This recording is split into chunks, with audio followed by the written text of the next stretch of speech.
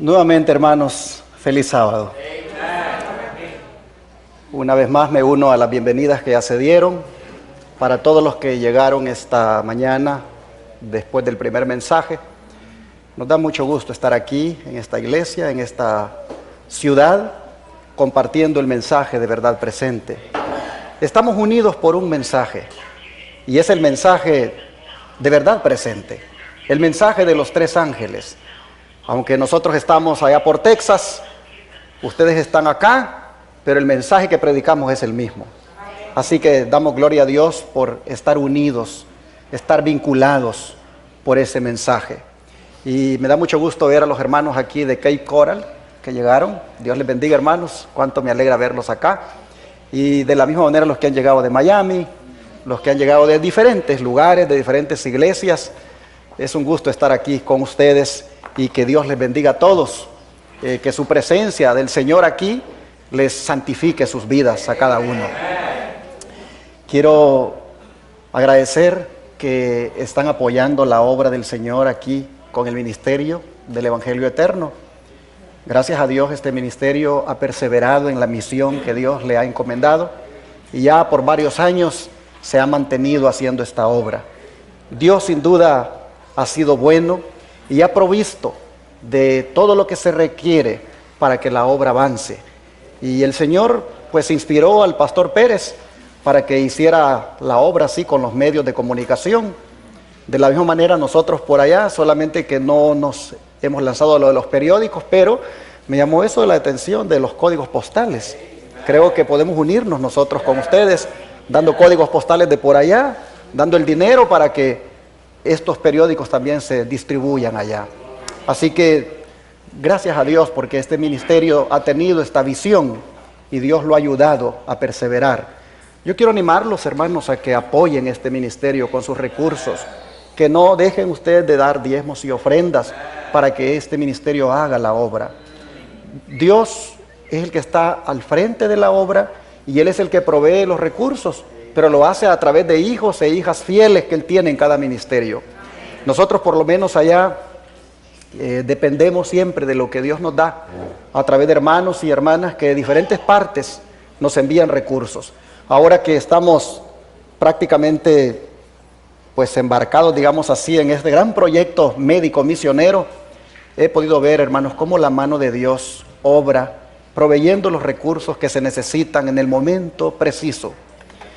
Yo he estado estos días atrás comentándole a mi esposa, ahora que ya tuvimos los primeros pacientes ahí en el lugar humilde que es el Centro de Estilo de Vida Los Tres Ángeles, le decía a mi esposa, nosotros vamos a necesitar aquí yo no sé cómo le dicen en otros países, pero en mi país le dicen un microbús, combi le dicen en México, que es una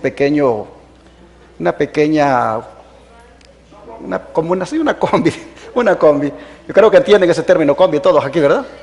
O sea, es un pequeño vehículo que no es ni bus, sino que es pequeño.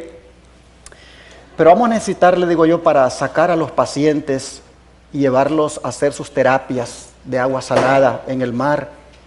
Vamos a necesitar llevar a estos pacientes también a veces a otros lugares para hacer algunas terapias.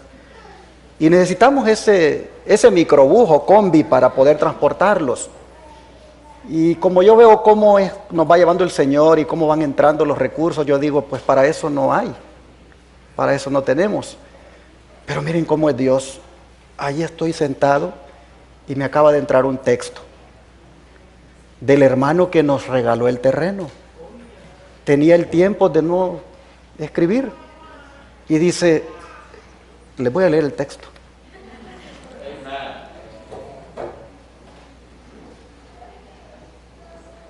Él le dice troca, pero lo vamos a dirigir al microbús. Dice, seleccione la troca adecuada para el uso del ministerio y yo con la ayuda de Dios se la pago.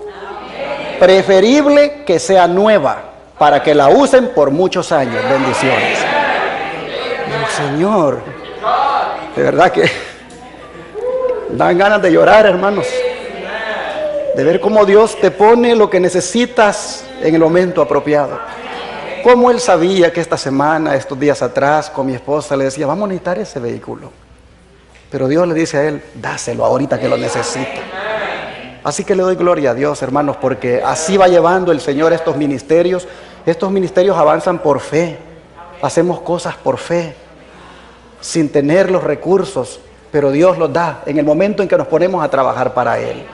Por eso agradezco a Dios el apoyo que ustedes puedan dar aquí, y agradezco a los hermanos que también nos apoyan a nosotros allá con esos diezmos y ofrendas que nos envían, porque de esa manera es como vamos llevando adelante esta misión.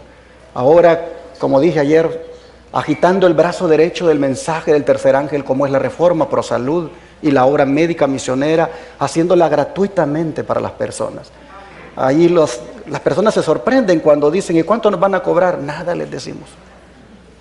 Y llegan, hermanos, solo les decimos que lleven sus implementos, lo que necesitan, y les hacemos sus terapias. Todos los días les hacemos masajes en los pies, todos los días les hacemos masajes en las extremidades, les hacemos esas hidroterapias, barroterapia, helioterapia, salir a caminar, las inhalaciones.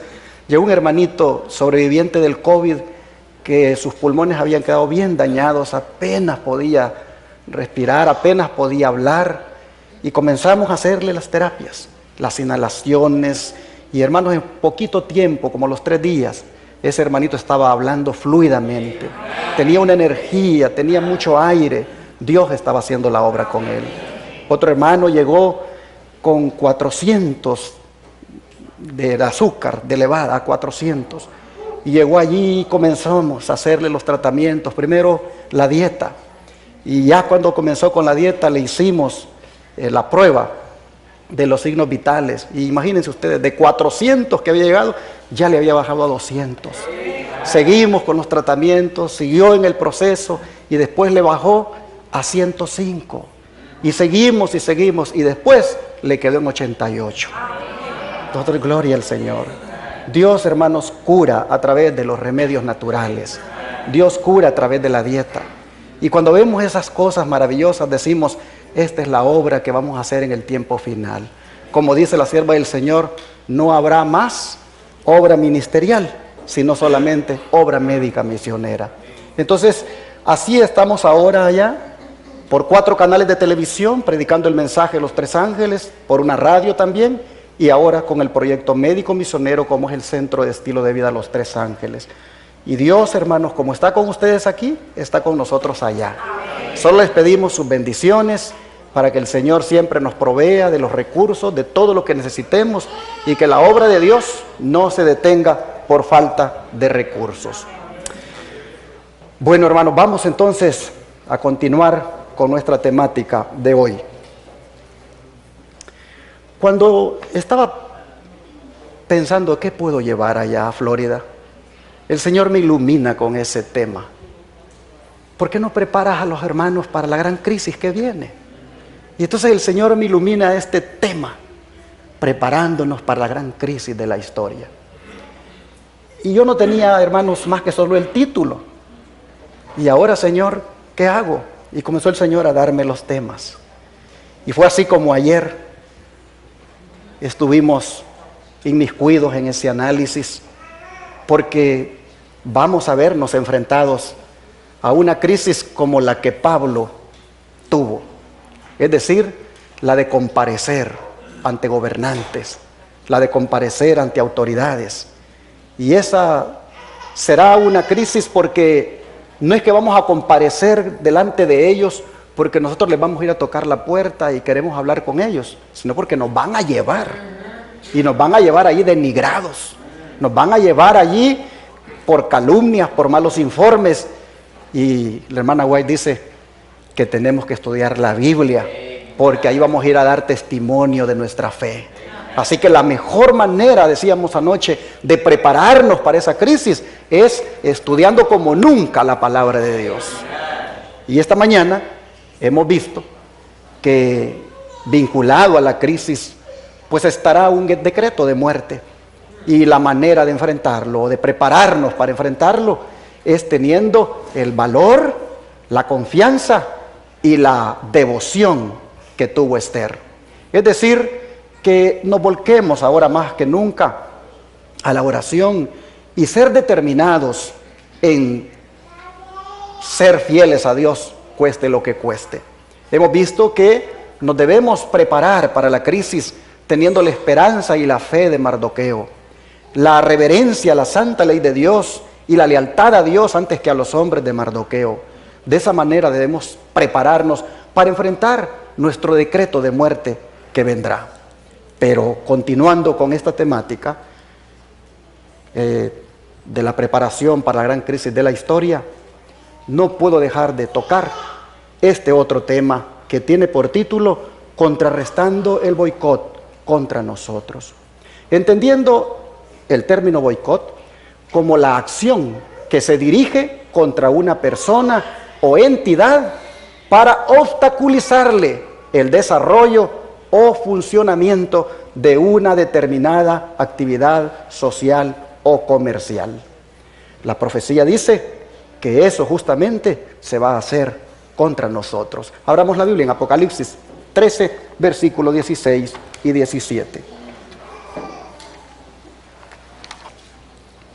Y hacía que a todos, pequeños y grandes, ricos y pobres, libres y esclavos, se les pusiese una marca en la mano derecha o en la frente, y que ninguno pudiera comprar ni vender, sino el que tuviera la marca o el nombre de la bestia o el número de su nombre. ¿Quién hará esto? Ni más ni menos que la bestia, que se parece a un cordero, pero es como Satanás.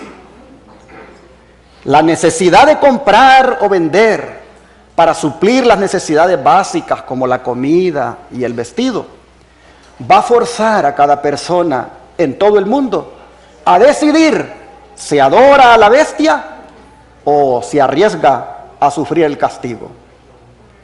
Y es evidente que la gran mayoría va a adorar a la bestia. Ahora, interesante que el mandato se va a extender a todas las personas de todos los niveles ciudadanos, pues dice que es para pequeños y grandes. Abarca todos los estratos económicos, pues dice que este mandato va para ricos y para pobres.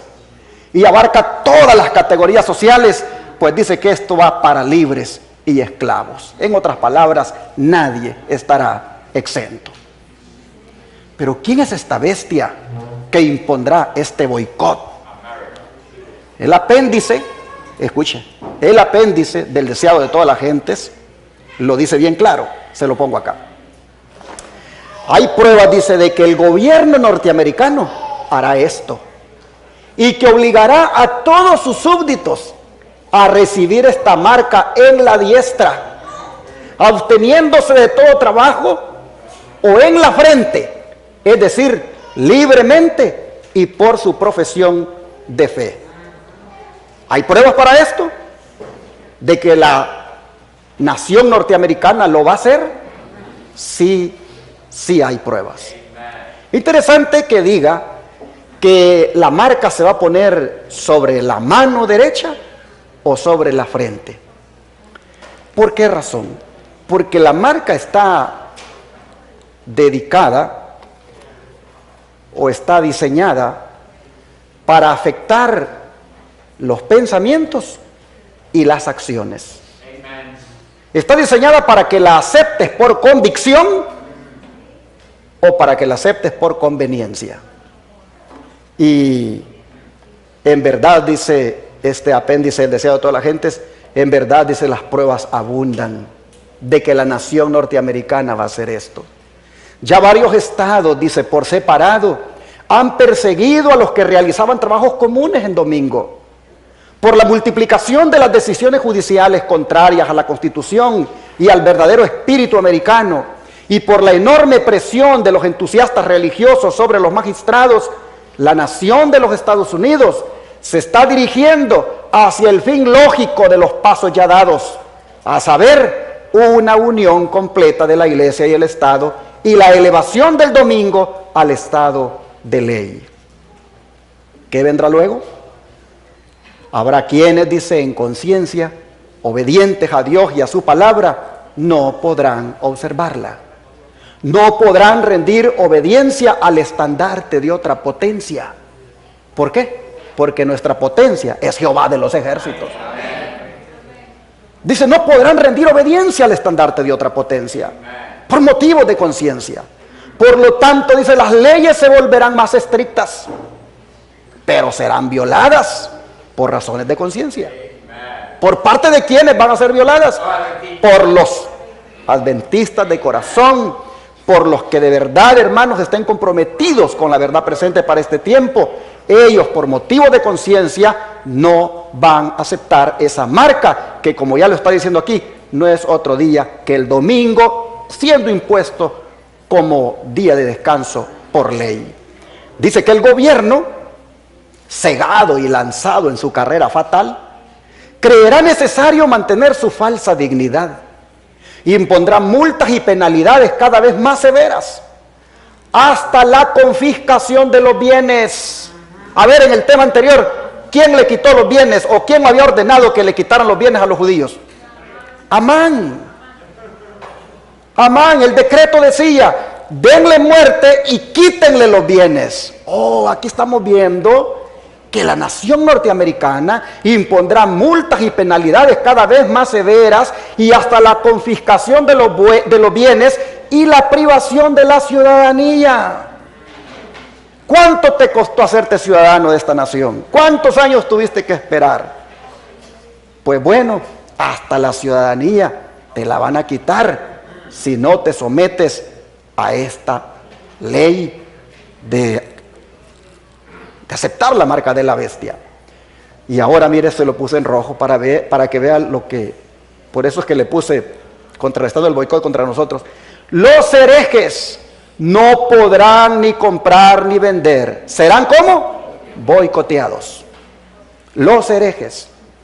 ¿Quién es un hereje?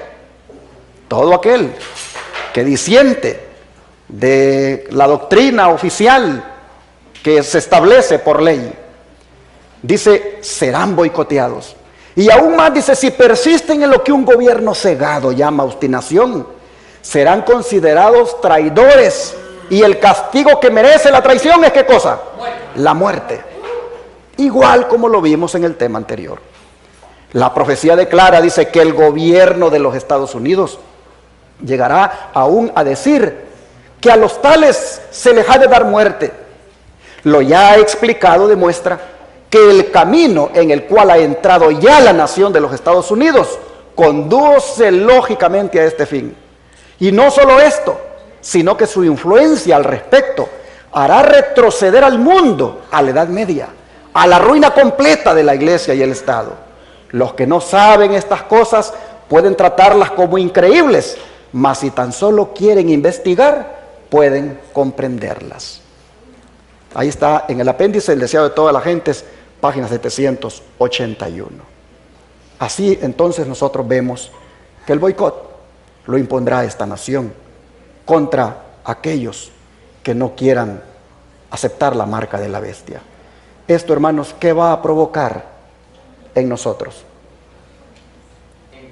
De acuerdo a la temática, va a provocar una crisis, va a provocar una angustia, porque imagínate el cuadro, solo piénsalo.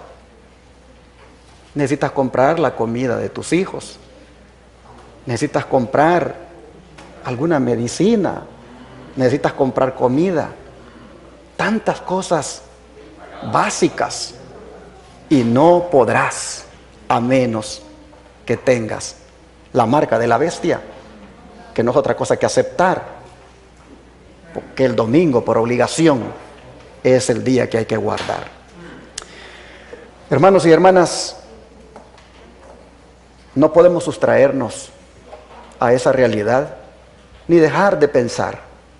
No podemos caer en lo que caen algunos, como es el negacionismo, y decir, prefiero no escuchar de eso, prefiero no estudiar de eso, y no quiero saber nada de eso.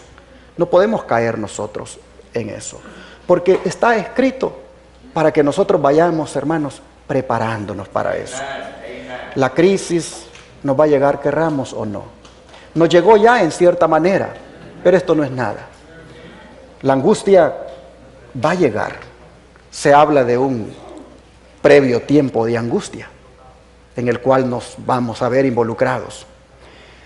Esta angustia que será provocada por estas circunstancias, imagínense ustedes cómo habrá sido la angustia que tuvieron nuestros antepasados.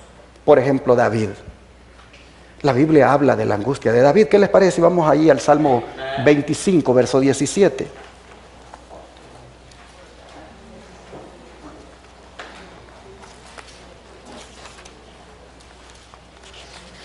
Salmo 25, verso 17.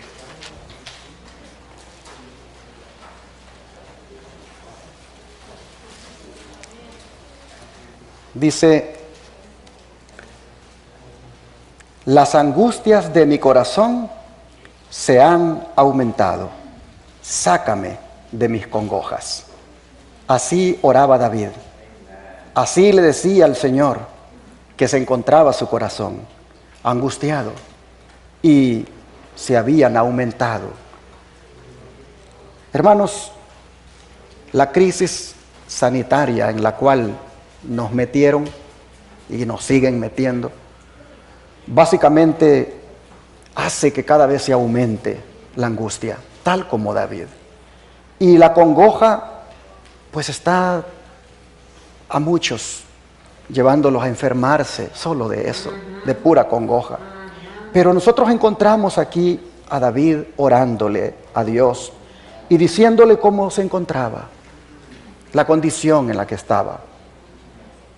La angustia, hermanos, no es algo que nosotros deberíamos evitar. Siempre vamos a tener que pasar por ella. Solamente de que en la angustia, digámosle al Señor lo que le decía a David: sácame de esto, sácame de mis congojas, ayúdame a soportarla. Mire lo que dice el Salmo 31, verso 9, siempre en este contexto de la angustia de David. Salmo 31, verso 9. Ten misericordia de mí, oh Jehová, porque estoy en angustia.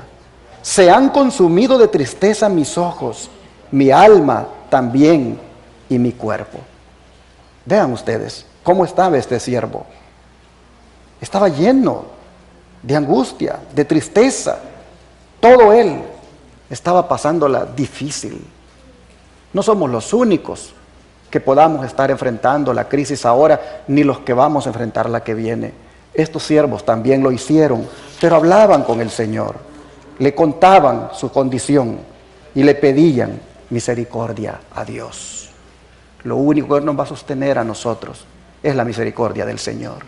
Por lo tanto, hermanos, anhelemos esa misericordia, busquémosla en oración como lo hacía David. Miren ahora el Salmo 22, verso 11.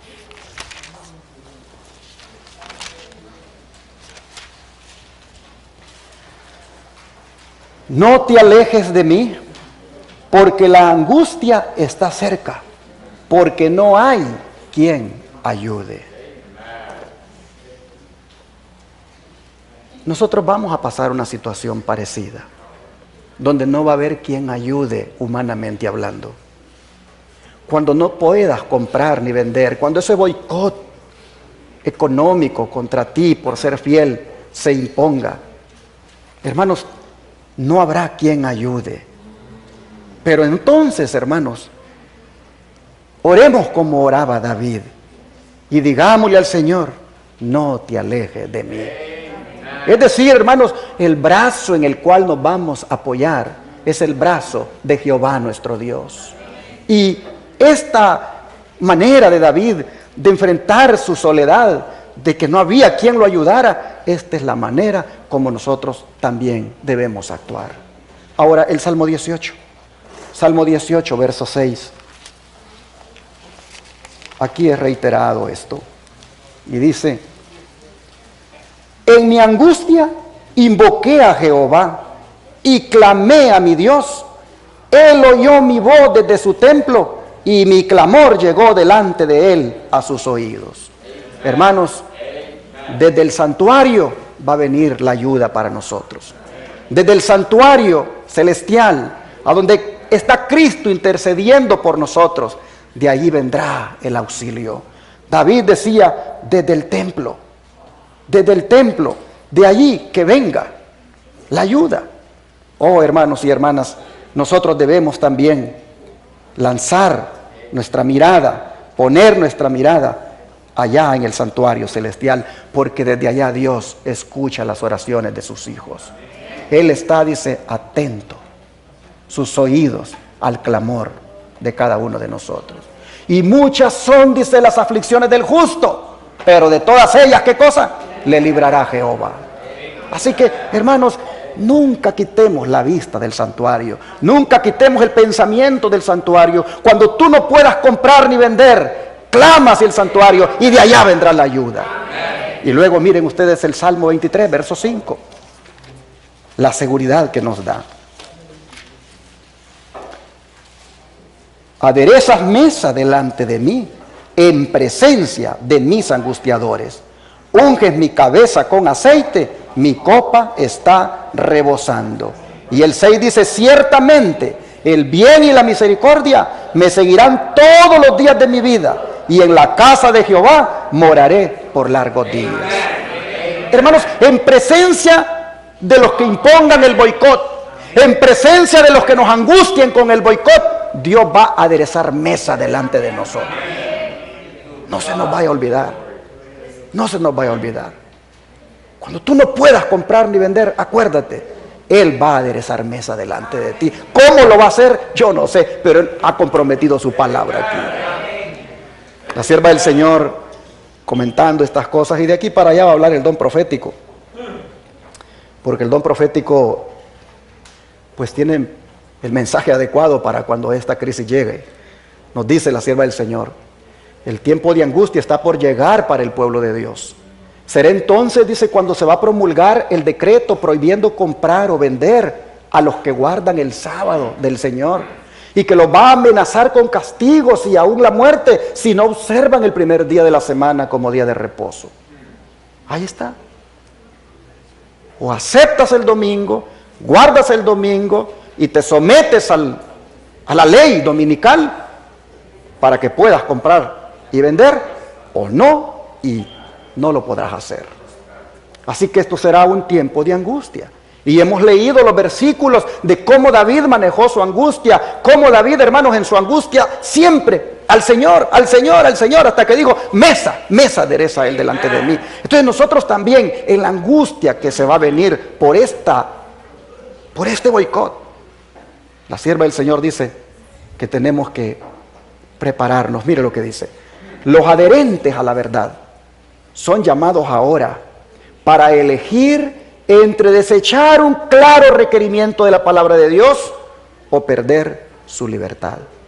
Si renunciamos a la palabra de Dios y aceptamos las costumbres y tradiciones humanas, todavía se nos va a permitir vivir entre los hombres para comprar y vender y para que se respeten nuestros derechos. Pero si mantenemos nuestra lealtad a Dios, debe ser a expensas de nuestros derechos entre los hombres. Porque los enemigos de la ley de Dios se han unido para aplastar el juicio independiente de fe en asuntos de fe religiosa y para controlar la conciencia de los hombres. Evento de los últimos días, página 121. Entonces, mis hermanos, entonces va a ser el momento cuando tendremos que actuar como actuaron Pedro y los demás apóstoles. La determinación que ellos hicieron ante una situación parecida, que no tenía que ver con no comprar ni vender, pero ante imposiciones de parte de autoridades, la decisión que ellos hicieron, hermanos, nosotros la tenemos que tener bien clarito, que debemos hacerla también. Ya hemos leído esa decisión, pero la palabra del Señor se trae para estudiarla, así que vamos a ver Hechos 4, versículo 17 al 20.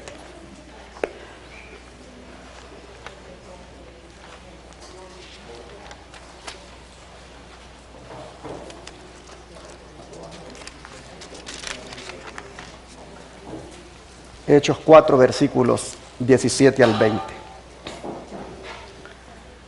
Sin embargo, para que no se divulguen más entre el pueblo, amenacémosles para que no hablen de aquí en adelante a hombre alguno en este nombre. Y llamándolos, les intimaron que en ninguna manera hablasen ni enseñasen en el nombre de Jesús. Mas Pedro y Juan respondieron diciéndoles: juzgad si es justo delante de Dios obedecer a vosotros antes que a Dios, porque no podemos dejar de decir lo que hemos visto y oído. Qué valor que tienen estos siervos. No se acobardan, no les tiemblan las piernas y dicen: ¿ustedes creen que lo que nos están proponiendo está correcto? Ustedes están haciendo una propuesta donde nosotros vamos a desobedecer a Dios por obedecerles a ustedes. Tenemos un mensaje que dar, y es un mensaje de verdad presente, porque es un mensaje de actualidad para este tiempo, y no podemos dejar de predicarlo, no podemos dejar de proclamarlo. Juzguen si es correcto lo que nos piden. Por eso yo le dije al pastor Pérez hace un rato: prepárese, le dije yo, porque quién sabe si lo llamen a una asamblea legislativa. Porque los que estamos en estos ministerios, los que estamos colocando diezmos y ofrendas para que por la radio y la televisión se digan estas verdades, hermanos, seremos objeto de escrutinio, de calumnia, de difamación y de ser juzgados. Por eso yo quiero de verdad pedirles oración por el pastor Rafael Pérez, por este servidor y por otros pastores que valientemente están predicando la verdad. Oren por nosotros, porque se nos va a intimar como lo hicieron con Pedro y los demás apóstoles. Pero mencioné nosotros porque estamos al frente, pero esto, hermanos, va a ser para todos. En la medida en que ustedes se dediquen al Señor, en la medida en que ustedes se comprometan con la verdad, en la medida en que ustedes elijan predicar con osadía este mensaje, oh hermanos y hermanas, se verán enfrentados a la misma situación de Pedro y los demás apóstoles. Y les van a intimar, les van a decir: ya les dijimos que no sigan predicando de esto.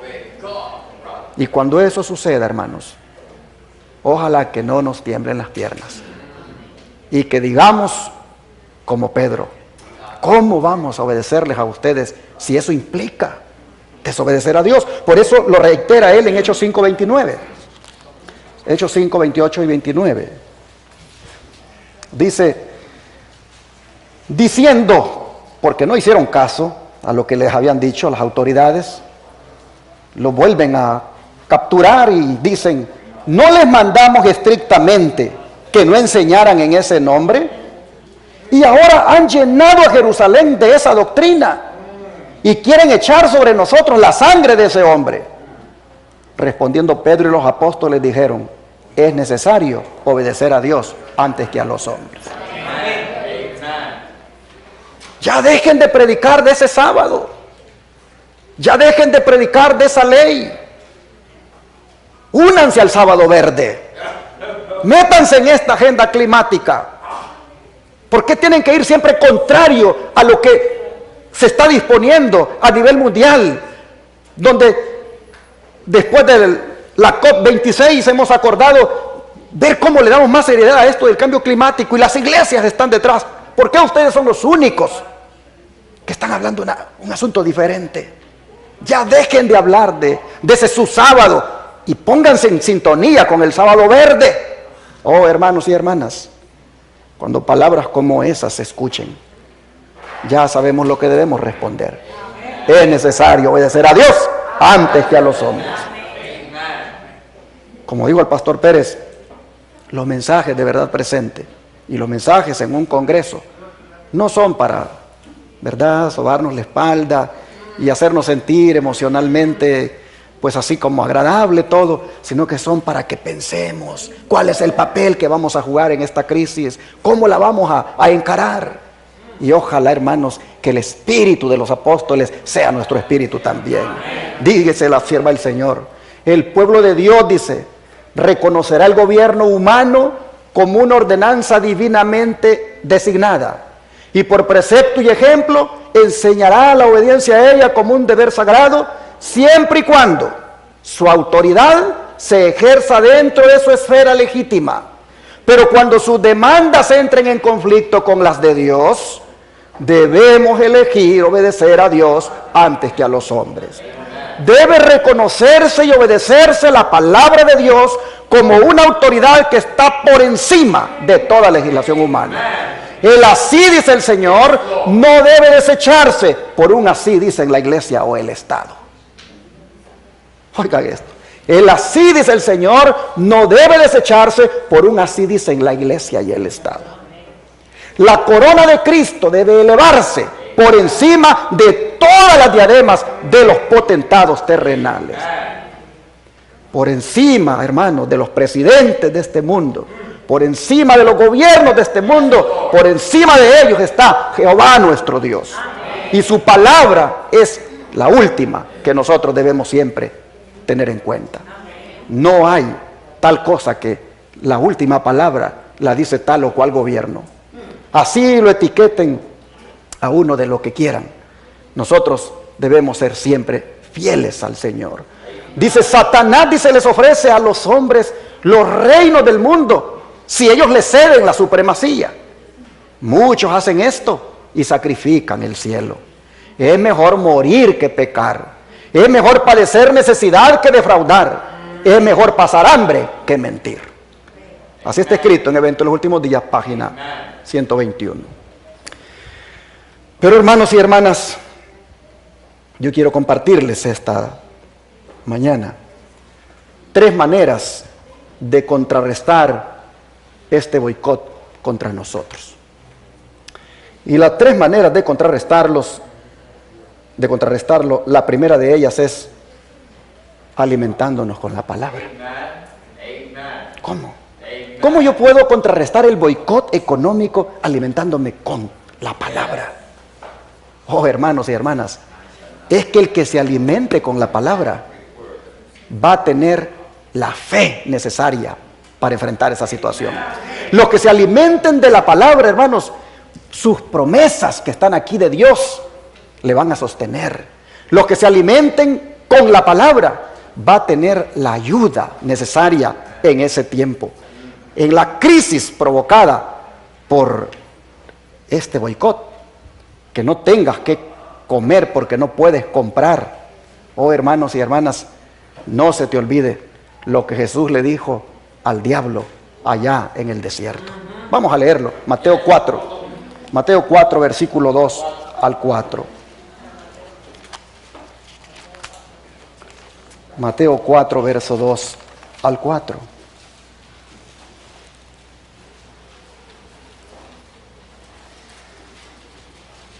Y después de haber ayunado 40 días y 40 noches, ¿qué cosa tuvo? Hambre. Y vino a él el tentador y le dijo: si eres hijo de Dios, di que estas piedras se conviertan en pan. Él respondió y dijo: escrito está, no solo de pan vivirá el hombre, sino de toda palabra que sale de la boca de Dios. Les pregunto, ¿puede quitar el estudio de la Biblia el hambre?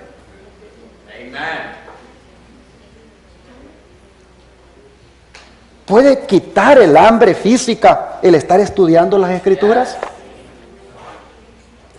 Si Jesús, hermanos, pasó 40 días sin comer, dependiendo de su Padre, en comunión con su Padre, yo pregunto, ¿quién lo sostenía físicamente? ¿No era su Padre? Hermanos, ¿por qué nos manda la palabra de Dios a que ayunemos? ¿Por qué nos manda la palabra de Dios a que dejemos de comer un día o los días que tú te dispongas para comer de la palabra? ¿Por qué?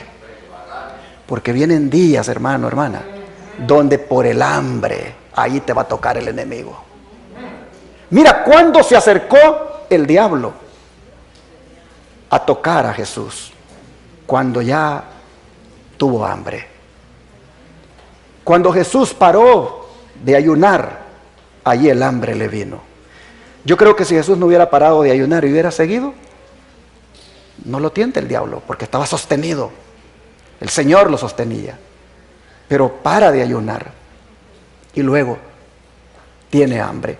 Cuando estaba demacrado, cuando sentía la necesidad de satisfacer el apetito, ahí viene Satanás y le dice: mira, tú tienes el poder para convertir estas piedras en pan.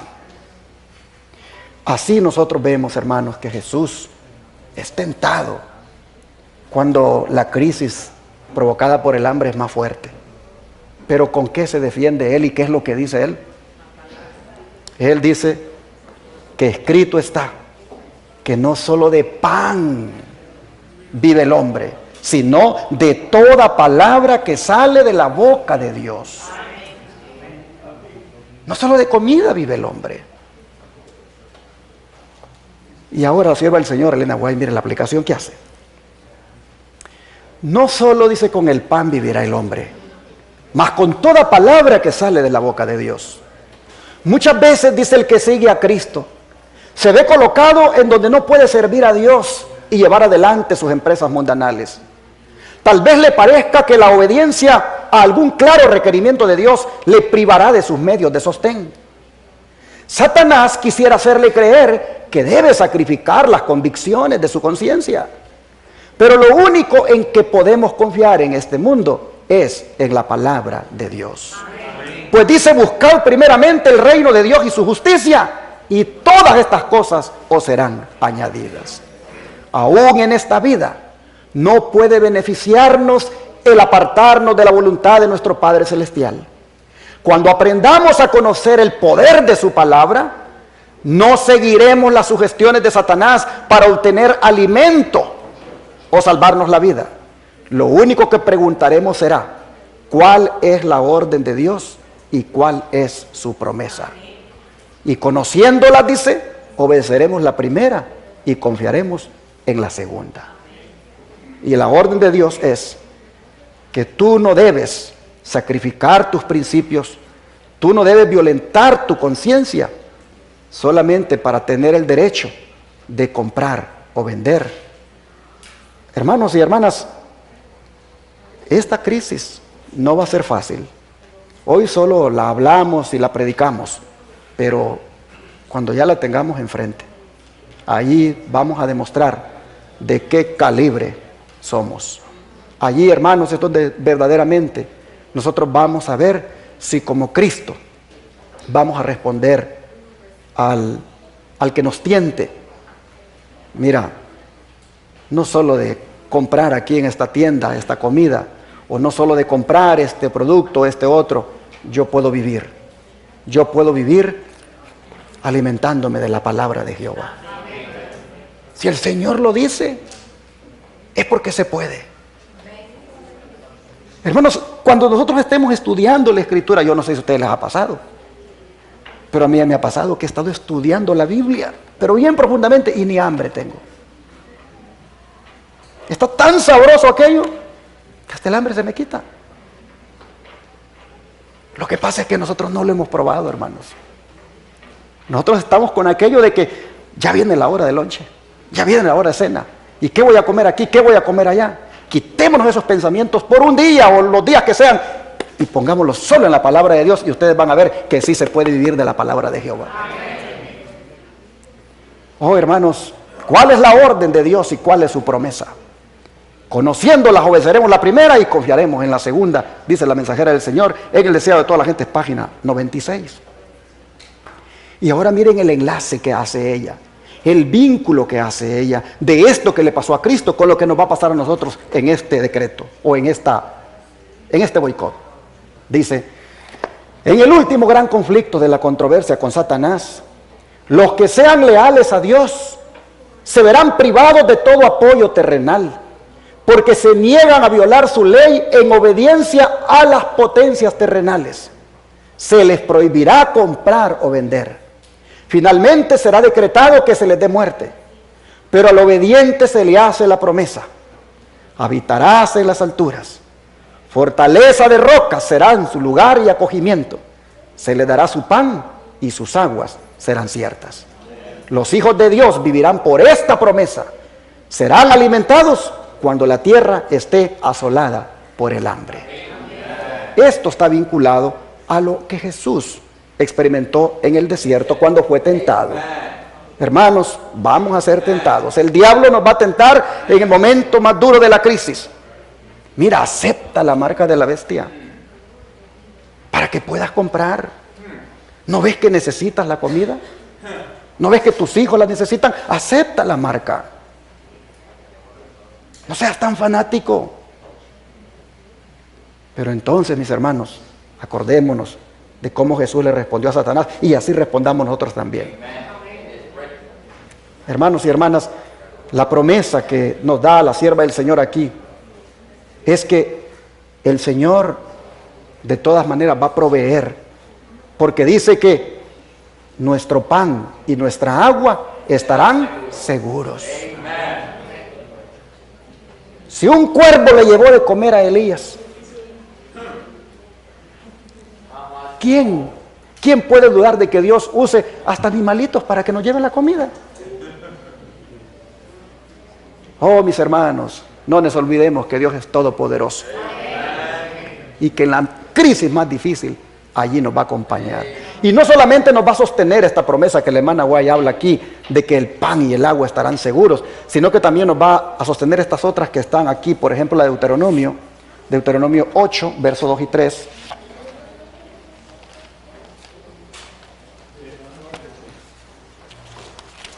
Deuteronomio 8, versos 2 y 3.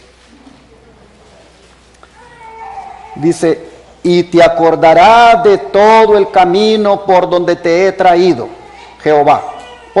Y te acordarás de todo el camino por donde te ha traído Jehová tu Dios estos 40 años en el desierto, para afligirte, para probarte, para saber lo que había en tu corazón, si habías de guardar o no sus mandamientos. Y te afligió, y te hizo tener, ¿qué cosa? Hambre.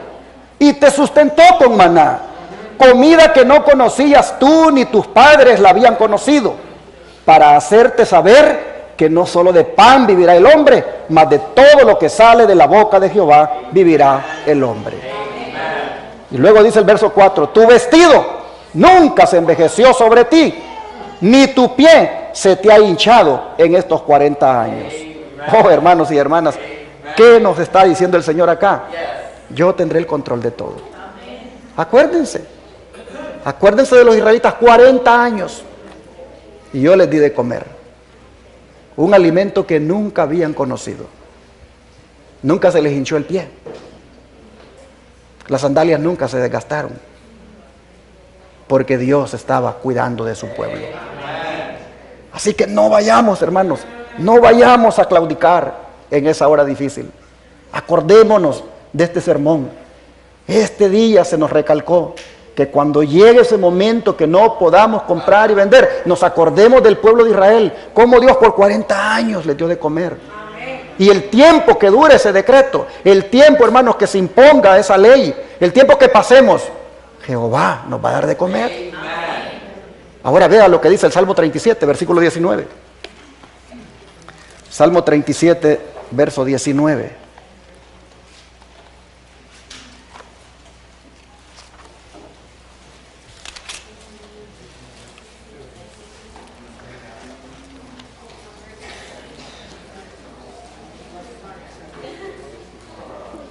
No serán avergonzados en el mal tiempo, y en los días de hambre, ¿qué cosa?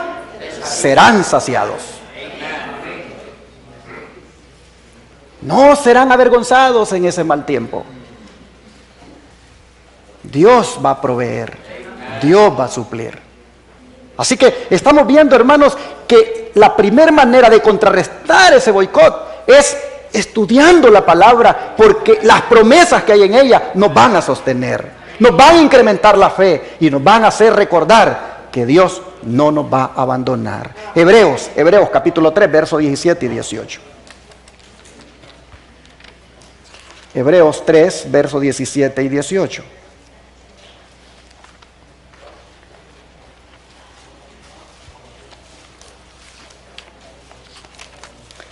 dice la Escritura. ¿Y con quiénes estuvo él disgustado 40 años? ¿No fue con los que pecaron, cuyos cuerpos cayeron en el desierto? ¿Y a quienes juró que no entrarían en su reposo, sino aquellos que desobedecieron? Y vemos, dice el versículo 19, que no pudieron entrar a causa de incredulidad. Hermanos, finalmente lo que nos va a perjudicar va a ser la falta de fe solamente. Pero el que tenga fe en las promesas de Dios, oh hermanos, ese tendrá la aprobación de Dios. Y por lo tanto Dios no lo va a abandonar. Aquí nos presenta el caso de algunos que aún viendo tanta protección del Señor, les falló la fe. Y por eso dice, no entraron a la Canaán. Bueno, mis hermanos, así nosotros vemos que estudiar la palabra de Dios es una manera de cómo contrarrestar el boicot que va a haber contra nosotros. Pero hay otra forma de cómo contrarrestar este boicot. Y esta es aprovechando este consejo que nos da la mensajera del Señor, como es el de salir ¿de dónde? De las ciudades. ¿De qué manera el salir de las ciudades puede ayudarnos a contrarrestar el boicot que va a haber contra nosotros? Bueno, dejemos que el Espíritu de Profecía hable. Una vez, dice, y otra, el Señor ha instruido a los miembros de su pueblo a que saquen sus familias de las ciudades y las lleven ¿a dónde? Al campo, donde puedan cultivar sus propias provisiones, porque en el futuro el problema de comprar y de vender será muy serio. Así que otra manera de contrarrestar el boicot económico es saliendo de las ciudades, donde en el campo podamos vivir y allí dice cultivar nuestras propias provisiones. Ahora dice deberíamos prestar atención a la instrucción que se nos ha dado vez tras vez. Salir de las ciudades e ir a los distritos rurales, donde las casas no están apiñadas unas al lado de otras y donde estaréis libres de la interferencia de los enemigos. Sería bueno, dice, para ustedes que dejaran a un lado sus preocupaciones y encontraran refugio ¿a dónde? En el campo. Así está escrito en De la ciudad al campo, página 22. Este servidor, ahora que pasa más tiempo en el campo que en la ciudad, ha podido descubrir que de verdad este consejo es tan inspirado. Ahora que paso ahí, en ese lugar de Shepherd, Texas, veo la diferencia cuando ya voy a la ciudad. Cuando vamos de regreso para Houston o para Dallas, vemos la diferencia, el estilo de vida que se lleva en la ciudad. Y digo, no cabe duda de que el Espíritu Santo nos ha hablado y nos ha dicho desde hace mucho tiempo, váyanse a vivir al campo. Busquen allá una parcela donde puedan cultivar sus propios productos, para que cuando llegue a la situación de no poder comprar ni vender, Dios haga bendecir la tierra y de ahí el Señor te dé para comer. Oh hermanos, hay que encontrar refugio, dice, en el campo, para poder contrarrestar este boicot. Y sigue diciendo la sierva del Señor, si se cultiva la tierra, ella proveerá con la bendición de Dios para nuestras necesidades. No tenemos que desanimarnos en cuanto a las cosas temporales en virtud de fracasos aparentes, ni debiéramos descorazonarnos a causa de las demoras.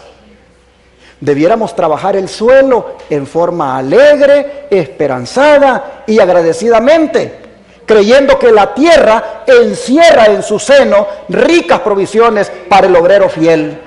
Provisiones más preciosas que el oro o la plata. La tierra, ahí hay mucha bendición para nosotros. La mezquindad, dice, que se le atribuye es un testimonio falso.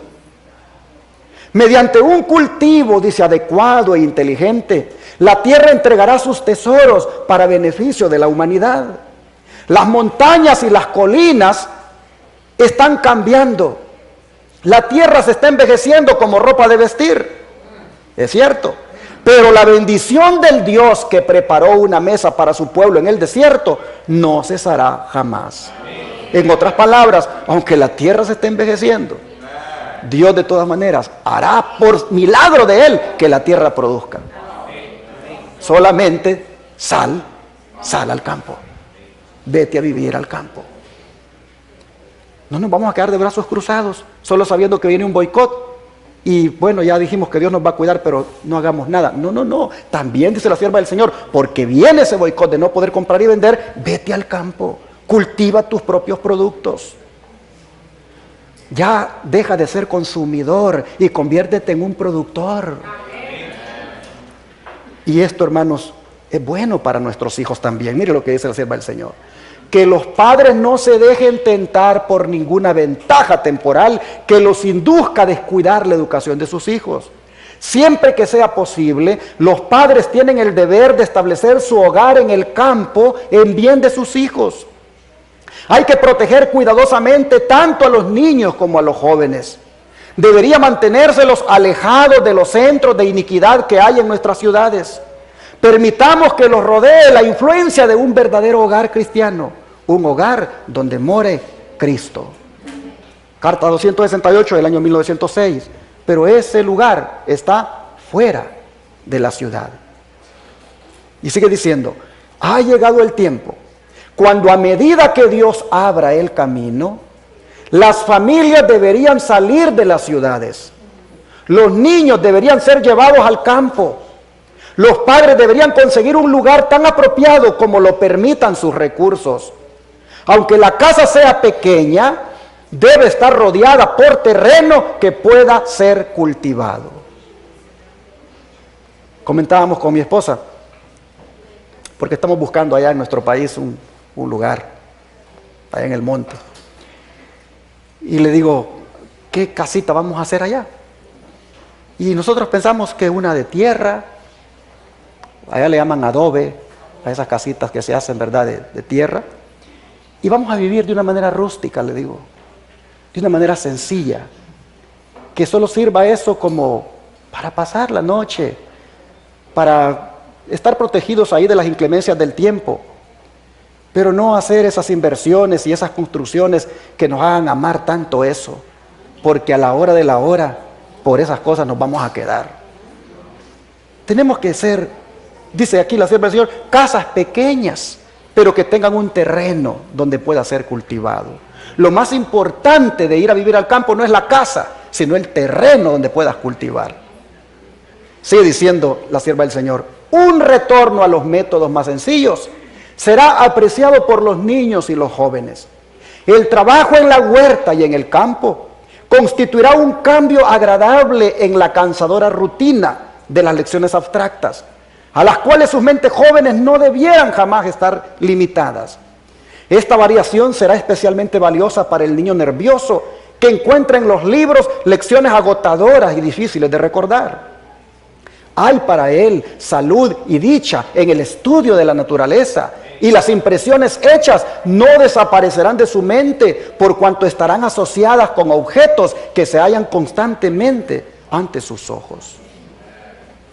Será una gran bendición para los niños que los tengamos viviendo en el campo.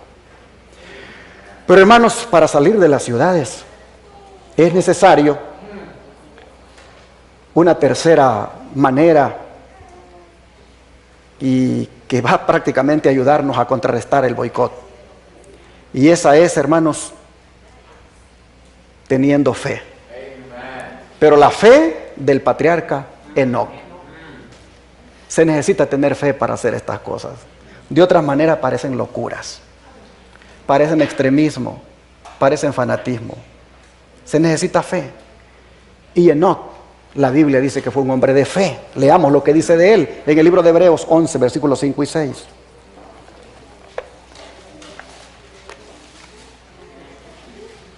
Hebreos 11, versículos 5 y 6.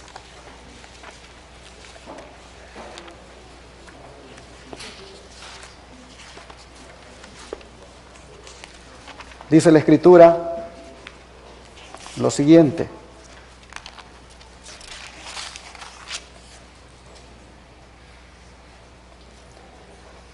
Pero sin fe, el versículo 5, por la fe Enoc fue traspuesto para no ver muerte, y no fue hallado porque lo traspuso Dios. Y antes que fuese traspuesto, tuvo testimonio de haber agradado a Dios. Porque sin fe es imposible agradar a Dios, porque es necesario que el que se acerca a Dios crea que le hay y que es galardonador de los que le buscan. ¿Por qué Dios se agradó de Enoc? Por su fe. Y fue esa fe, hermanos, la que lo hizo caminar con el Señor. ¿Por cuánto tiempo? Vamos a Génesis 5, versículos 23 y 24. Génesis 5, versículos 23 y 24.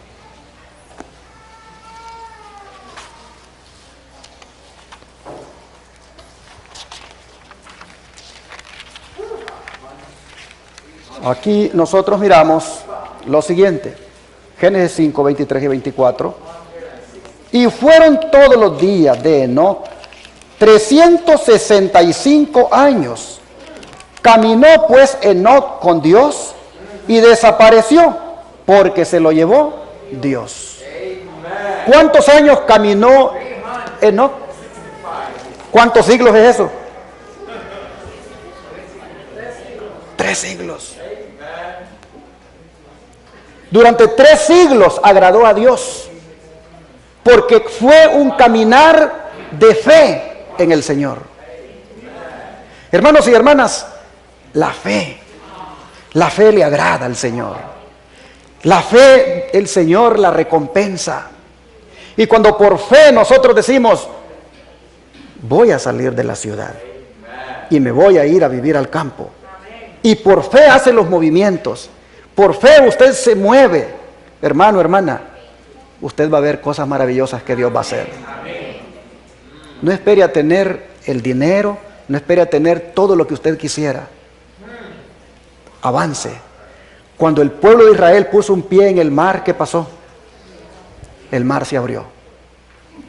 Cuando le dijo Dios a Moisés, dile al pueblo que marche, y comenzaron a meterse en el agua, aquel mar se empezó a abrir. Hermanos y hermanas, yo he aprendido a caminar con el Señor por fe, y he visto cómo sin tener dinero me he puesto a hacer cosas y Dios ha dado el dinero. Cuando agarramos el primer canal de televisión rentado, salió la oferta de agarrar otro canal. Si no podías con el primero porque los recursos que entran no son suficientes para pagarlo, pero de todas maneras lo estás pagando, ¿cómo puedes agarrar ese otro canal? Y de todas maneras, hermanos, lo agarramos. Y Dios no nos ha dejado nunca. Dios nos ha ayudado a pagar el que teníamos, y el que agarramos sin tener los recursos, Dios nos está ayudando a pagarlo también. Y después agarramos otro canal, como si tienes 2, y lo que te entra para pagar los 2 no es lo que necesitas, pero de todas maneras los estás pagando. ¿Cómo agarras un tercero? Y lo agarramos. Y hermanos, el Señor viene y nos da para pagar el tercero. Y luego agarramos el cuarto.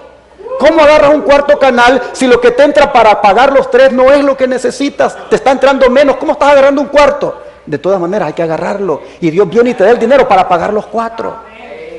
Y viene el Señor y pone en el corazón, hazte algo para los enfermos.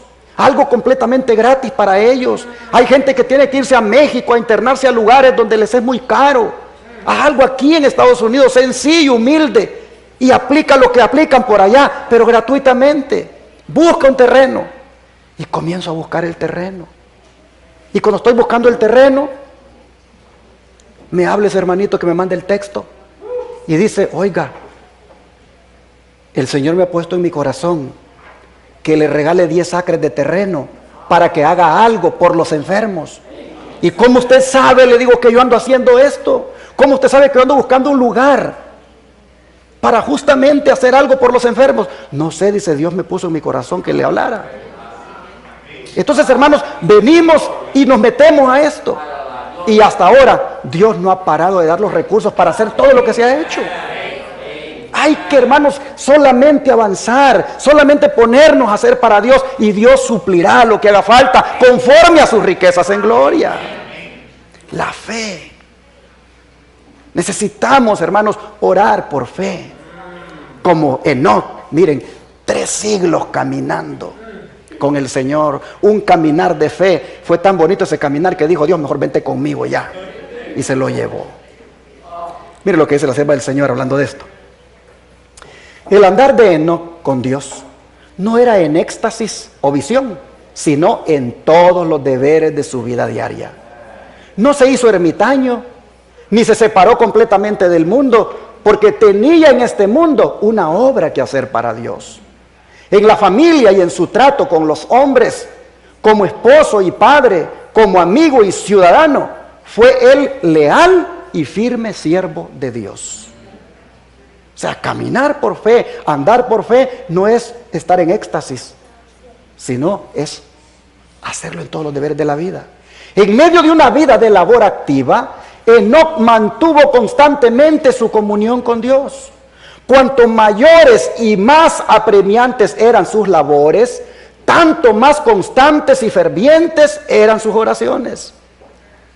A más trabajo material, pues más oraba. Era un hombre, hermanos, que el trabajo material no lo esclavizaba al punto de que no tuviera tiempo para Dios. A más ocupaciones, más oraciones. Él seguía, dice, excluyéndose de toda sociedad en ciertos periodos.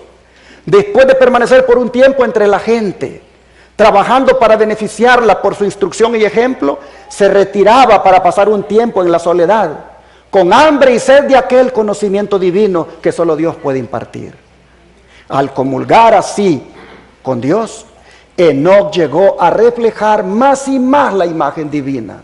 Su rostro irradiaba una santa luz, la luz que brilla en el rostro de Jesús.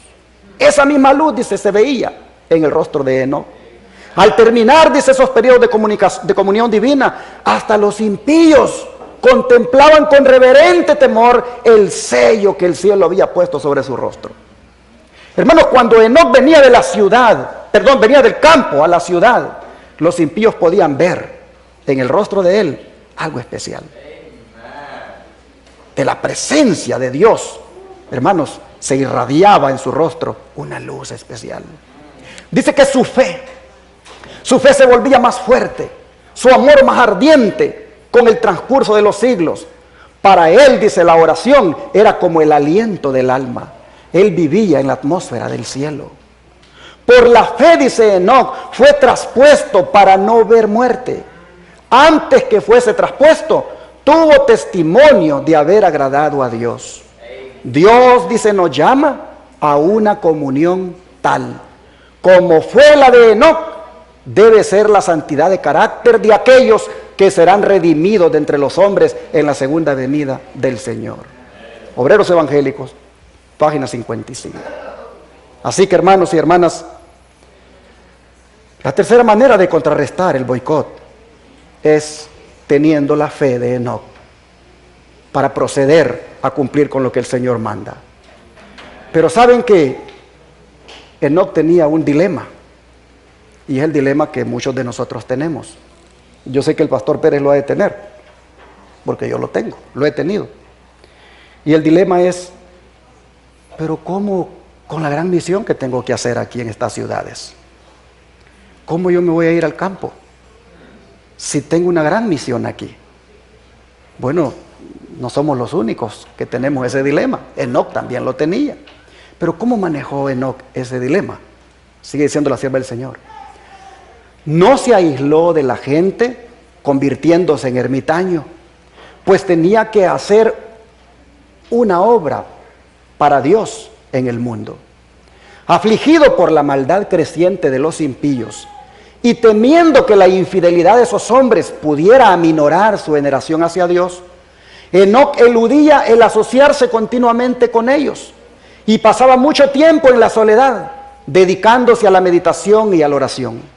Así esperaba ante el Señor, buscando un conocimiento más claro de su voluntad, a fin de cumplirla. Para él la oración era el aliento del alma. Vivía en la misma atmósfera del cielo. Cuanto más intensas y urgentes eran sus labores, tanto más constantes y fervorosas eran sus oraciones. Seguía apartándose durante ciertos lapsos de todo trato humano.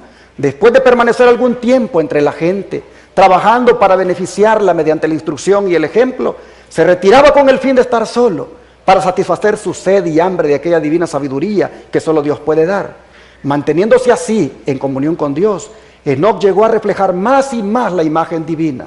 Tenía el rostro radiante de una santa luz, semejante a la que resplandece del rostro de Jesús. Cuando regresaba de estar en comunión con Dios, hasta los impíos miraban con reverencia ese sello del cielo en su semblante. Repitiendo prácticamente lo que ya leímos en Obreros Evangélicos. Esta mañana yo me estaba preguntando, ¿por qué Elena White dice unas cosas en unos libros y luego aparecen igual en otros libros? Y yo, cuando estaba haciendo esto, ¿por qué tengo que poner esto otra vez?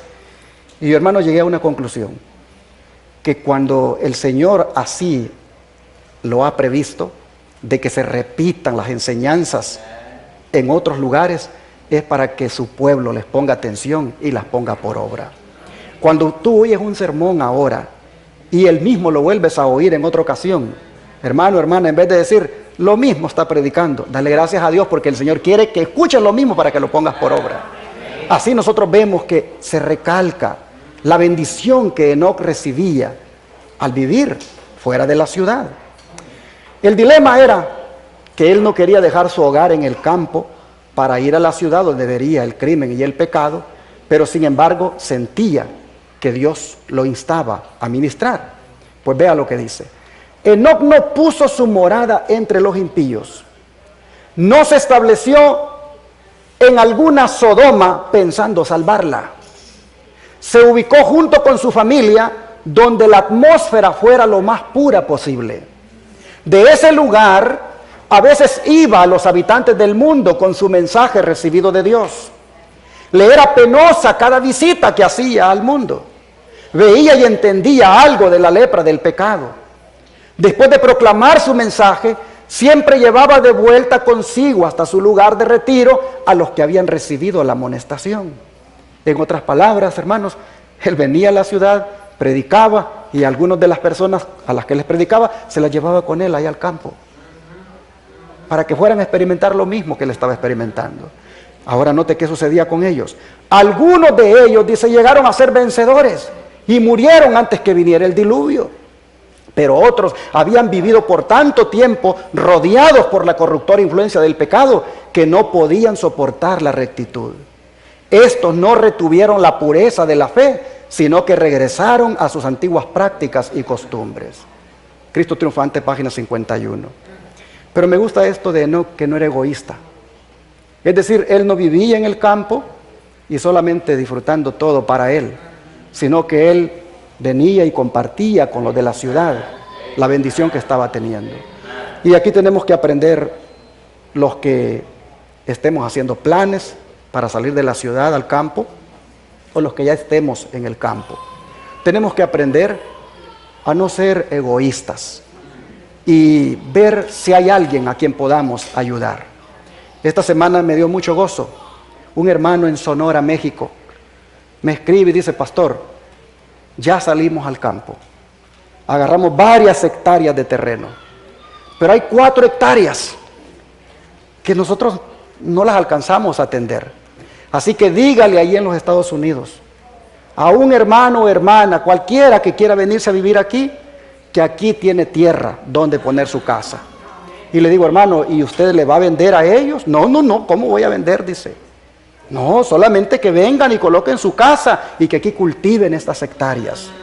Hay 4 hectáreas aquí para poder cultivarlas. Así que, hermanos y hermanas, si alguno estuviera pensando salir de la ciudad y no tiene los recursos, yo le puedo compartir el número de teléfono de este hermano para que se ponga de acuerdo y pueda irse a vivir al campo, si así es su deseo. Pero no debemos de ser, hermanos, egoístas cuando a veces solo pensamos en nosotros y nuestra familia. en cultivar nuestros productos para nosotros. Cuando no se pueda comprar ni vender, pues nosotros sí vamos a tener aquí algo para comer y lo demás, que Dios los cuide. No, tenemos que ver, hermanos, cómo compartimos. Por eso me gustó el espíritu de una hermana, me dijo, yo voy a agarrar 40 hectáreas, porque Dios me dijo, estoy pensando en usted, que a lo mejor me dice, con el tiempo que se va a quedar acá, no sé cuándo el Señor le va a dar la orden de salir, pero estoy pensando también en otros hermanos, que podría ser que lleguen por ahí y yo les dé dónde quedarse. Hasta voy a ver, dice, si hago unas casitas allí, humildes y sencillas, para recibir a los que quieran salir. Ese espíritu, hermano, debe caracterizar a cada uno de nosotros cuando va a adquirir una propiedad en el campo. Bueno, nosotros vemos que Enoc vivía fuera de la ciudad. Solo venía a la ciudad a predicar. ¿Cómo resolvió el dilema? Bueno, viviendo a una distancia donde le permitiera poder venir a hacer su trabajo en la ciudad. En miniatura, yo lo estoy experimentando, porque paso más tiempo en el campo, ahí en Shepherd, y viajo casi 4 horas para Dallas, o viajo casi 1 hora para Houston, y perfectamente uno lleva la obra. Allá están los canales de televisión, yo tengo que ir porque tenemos que seguir llevando adelante el ministerio, pero solo vamos a lo que vamos a hacer y luego regresamos al campo. Y podemos disfrutar la bendición, hermanos, que hay en vivir en la naturaleza. Ahora, hermanos, ¿cuándo es que vamos nosotros a hacer esta decisión? No podemos ser como Lot. ¿Qué pasó con Lot? Bueno, Lot perdió a su familia en la ciudad. Y Dios se dilató mucho para salir de la ciudad. La sierva del Señor lo dice. Cuando la iniquidad se abunda en una nación, siempre ha de escucharse una voz que dé la amonestación y la instrucción, así como la voz de Lot fuera oída en Sodoma. Sin embargo, Lot podría haber preservado a su familia de muchos males si no hubiera construido su hogar en esa ciudad malvada y corrompida. Todo lo que Lot y su familia hicieron en Sodoma podría haber sido hecho por ella, aun si hubieran vivido en un lugar a cierta distancia de la ciudad. En otras palabras, Pastor Pérez, los canales de televisión y los periódicos y todo lo que hacemos siempre se podría hacer si nosotros siguiéramos este consejo viviendo fuera de la ciudad. Dice, Enoc caminó con Dios y sin embargo no vivió en medio de alguna ciudad mancillada, con toda clase de violencia y maldad, como lo hizo Lot en Sodoma. Mira la diferencia entre Enoc y Lot. Enoc hizo las cosas como el Señor quiere y la bendición ya vemos, se lo llevó Dios. Bueno, Lot en cambio, vea lo que tenía de problema Lot. Dice, los ángeles de la misericordia apresuraron a Lot, a su esposa y a sus hijas, tomándolos de las manos. Si Lot se hubiera apresurado tal como el Señor lo deseaba, su esposa no se habría convertido en una estatua de sal. Pero aquí tiene el problema Lot, que es el que tenemos nosotros también. Lot adolecía de un marcado espíritu de dilación. Ahí la vamos dejando. Ahí cuando se ponga la ley dominical, entonces vamos a ver si salimos. Porque esa será la señal para huir. Y ahí vamos ahí, hermanos, ateniéndonos. Pero eso es un problema. Lot tenía un marcado espíritu de dilación y lo tuvieron que sacar a la fuerza. Pero mire el costo, perdió su familia. Dice la sierva del Señor, no seamos como él. La misma voz que amonestó a Lot a que saliera de Sodoma, nos ruega a nosotros, salgan de en medio de ellos y apartaos y no toquéis lo inmundo. Quienes obedezcan esta amonestación encontrarán un refugio. Que cada hombre esté bien despierto y procure salvar a su familia, que se ciñe para realizar el trabajo. Dios revelará punto por punto qué debe hacer después. Ciudad del Campo, página 7. Hermanos y hermanas, no estoy con esto diciéndoles que hagan decisiones precipitadas sin considerarlas en oración y sin planificación. Pero sí quisiera de que no nos durmamos tampoco. Que viendo lo que está sucediendo y lo que viene, vayamos haciendo un preparativo.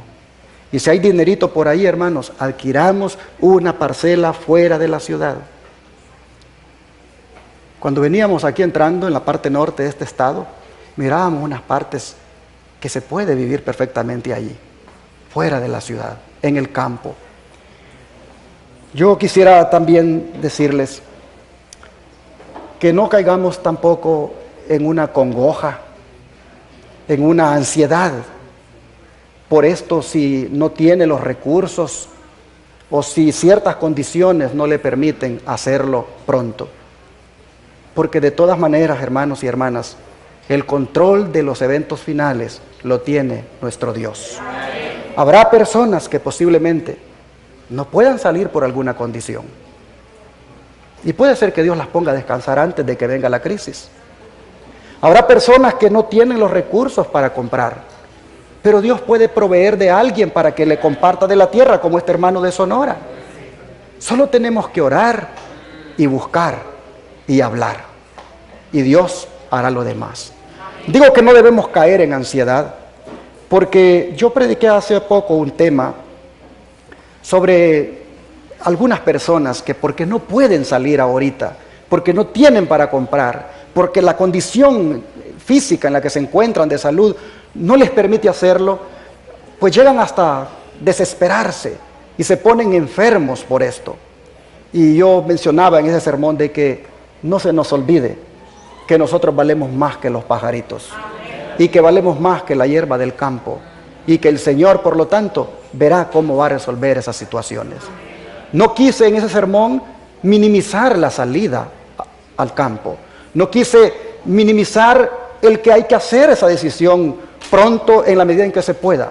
Pero sí quise, hermanos, en ese tema, darle esperanza a los que están agobiados y angustiados porque no pueden salir, porque no tienen los recursos. Y amonesté, debo reconocer, que amonesté a aquellos que ya salieron, y incluso a los que predican de que hay que salir, que la manera en cómo se expresan le ponen todavía más carga y ansiedad a los que no pueden. El mensaje es este, pero hermanos y hermanas, cada uno lo debe hacer en la medida en que Dios se lo permita. Cada uno debe hacerlo bajo la dirección de Dios. Nadie que porque ya pudo salir debería estar diciéndole a los que no pueden o a los que no lo han hecho, debería estar condenándolos por eso. Y ni mucho menos dar ciertas declaraciones como que pobrecitos de ellos. Porque hermanos, finalmente Dios tiene el control de todo. Y si Dios sabe que no vamos a poder soportar lo que viene, Él hasta nos puede poner a descansar antes. Lo importante es caminar como caminó Enoc con el Señor, con fe, tomados de su mano, confiando en Él y actuando, moviéndonos, ir viendo dónde puedo comprar, ir viendo dónde puedo, pues ir a vivir para cumplir con este consejo del Señor. Voy a terminar este mensaje diciéndoles que el Señor, en su misericordia, nos da salidas, nos da vías de escape, y esas son el campo. Vamos a terminar leyendo Ezequiel capítulo 3, versículo 22 y 23. Ezequiel capítulo 3, versículo 22 y 23.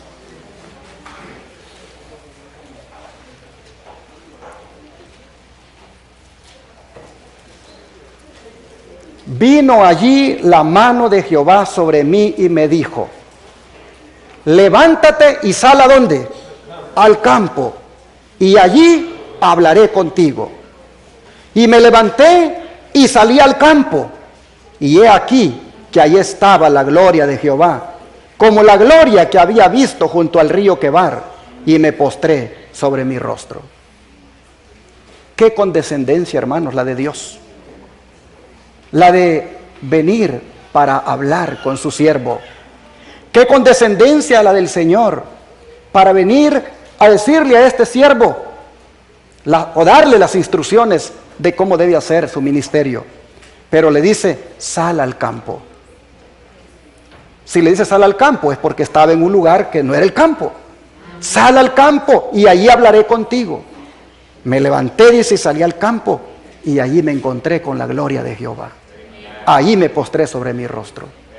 Hermanos y hermanas, el Señor nos dice, a través del Espíritu Santo, salgan al campo.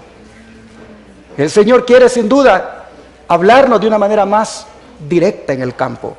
Sin duda el Señor quiere allí en el campo que desarrollemos nuestro carácter.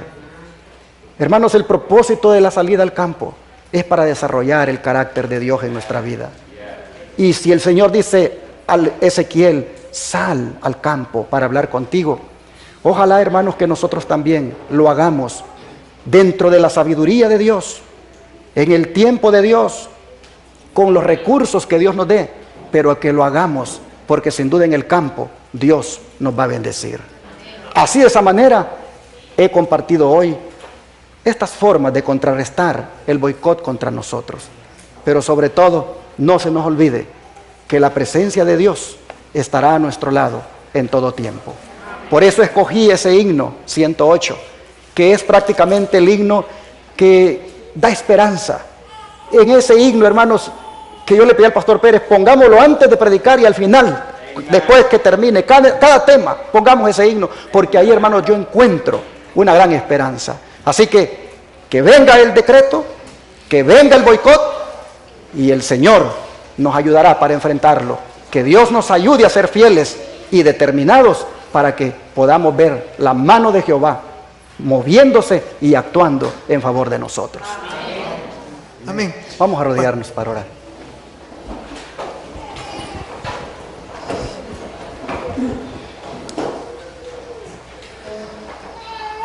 Padre Celestial, te pedimos, Señor, que podamos capitalizar todas estas instrucciones que estamos recibiendo antes que llegue la crisis. Amén. Sabemos, Padre, que la crisis nos va a tocar. Esa crisis del boicot económico no la podremos evitar. Pero, Señor, te damos gracias, porque de antemano nos estás diciendo cómo podemos contrarrestarla, cómo podemos estar preparados para enfrentarla. Solo te pedimos, Padre, que cada una de estas instrucciones nos des fuerza de voluntad para obedecerlas. Nos des sobre todo, Señor, la fe necesaria para creer de que así como tú dices, si se hace, va a ser la solución. Oh Señor, te rogamos que nos ayudes de tal manera que nuestra fe se aumente. Te rogamos, Señor, que nos ayudes a caminar contigo como caminó Enoc. Que no nos despeguemos de ti, Señor, que no nos soltemos de tu mano. Suplicamos, Padre, que tu gracia sea sobre nosotros. Y conforme las situaciones se vayan complicando, conforme la crisis se vaya acercando, conforme el día llegue, oh Señor, nosotros estemos fuertes espiritualmente, estemos, Señor, llenos del Espíritu Santo para que nosotros podamos enfrentarla con valor, con firmeza, con determinación. Señor, te pedimos que no vayamos a claudicar, que no te vayamos a fallar, que no vayamos, Señor, a traicionarte. Te pedimos, Señor, que no por amor a la comida, no por amor a comprar un producto, oh Señor, nosotros vayamos a aceptar esa marca. No, Padre, te rogamos para que, como dice el tema de hoy en la tarde, nosotros nos mantengamos siempre con tu aprobación. Y Padre, te ruego que bendigas aquí a mis hermanos y mis hermanas para que en ese día decisivo se mantengan firmes y leales a ti. Te lo pedimos en el nombre de Jesús. Padre, también te pedimos por los alimentos que vamos a comer. Te rogamos que tú bendigas esos alimentos. Amén. Que después de habernos alimentado aquí espiritualmente, esos alimentos también nutran nuestro cuerpo. Te rogamos, Señor, que tengan tu bendición y que con acción de gracias nosotros los disfrutemos. Te lo pedimos y lo agradecemos en el nombre de Jesús. Amén. Amén. Amén.